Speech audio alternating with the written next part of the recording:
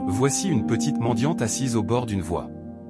Une femme passe devant elle, et la petite l'appelle pour lui demander quelque chose à manger.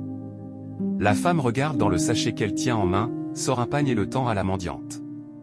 Cette dernière prend le pagne, remercie la dame, et celle-ci lui dit que c'est gratuit. La mendiante pose son bol par terre et se concentre sur le pagne. Elle commence à le déplier et y trouve de l'argent. Surprise, elle jette un coup d'œil vers la dame, hésite, puis cache l'argent derrière elle.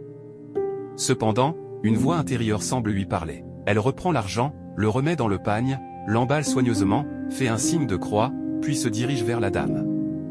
Arrivée près d'elle, la mendiante l'appelle en la touchant. La femme se retourne, et la petite fille lui montre le pagne, expliquant qu'elle y a trouvé de l'argent. Mais la dame lui répond que l'argent ne lui appartient pas. La petite insiste, mais la dame répète que l'argent n'est pas à elle. La femme veut partir, mais la petite l'appelle à nouveau. Agacée, la dame lui dit « Ce n'est pas pour l'argent. Arrête de me déranger. » Puis elle s'en va. La mendiante retourne à sa place, s'assied et réfléchit à ce qu'elle pourrait faire maintenant. Elle réfléchit à ce qu'elle fera maintenant. Elle déballe l'argent du pagne, le regarde, puis l'emballe à nouveau. Elle se lève et prend le chemin qui mène à la dame qui lui avait donné le pagne contenant l'argent. Arrivée près d'elle, elle la touche pour attirer son attention. La dame se retourne, et la petite commence à lui parler. Elle lui dit qu'elle ne peut pas accepter l'argent qu'elle lui a remis. La dame se met à rire et lui répond que l'argent est pour elle. Elle explique qu'elle voulait simplement voir sa réaction face à cette somme. La dame ajoute qu'elle a apprécié son honnêteté et que c'est une belle qualité. Elle tend la main, et la petite lui remet l'argent. La dame la remercie chaleureusement, détache l'argent, et lui donne une partie de l'argent.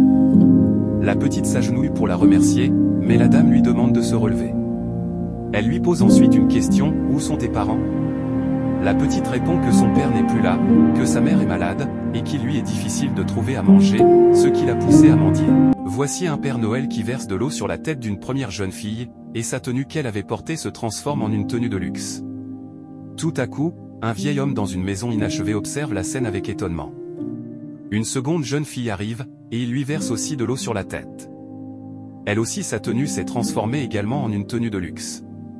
Le vieil homme, de plus en plus perplexe, continue de regarder. La jeune fille danse et fait signe au Père Noël. Ce dernier appelle une autre personne, qui se transforme leurs vêtements aussi après qu'il lui verse de l'eau sur la tête. Le vieil homme reste figé, réfléchissant, la main sur le menton, à ce qu'il pourrait faire. Pendant ce temps, le Père Noël appelle une autre personne, mais cette fois, c'est un homme. Avec l'eau de son seau, il transforme sa tenue aussi en une tenue de luxe. Il continue de regarder et fait des gestes de la main, de gauche à droite. Un autre homme arrive, et lorsque le Père Noël lui verse de l'eau, sa tenue qu'il avait portée se transforme en une tenue de luxe. Cet homme fait un signe au Père Noël, et le vieil homme décide subitement de partir.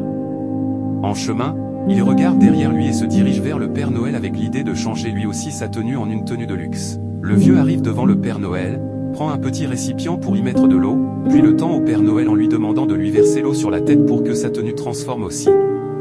Mais lorsque le Père Noël verse l'eau sur sa tête, son vêtement devient celui d'un fou, ses habits sont déchirés et en lambeaux. Furieux, le vieux décide de pourchasser le Père Noël. Il continue à le poursuivre jusqu'à attraper le seau contenant l'eau, qu'il renverse entièrement sur sa tête. Mais cette fois, son pantalon disparaît, et il se retrouve en caleçon. Alors, abonnez-vous pour ne pas manquer les prochaines vidéos.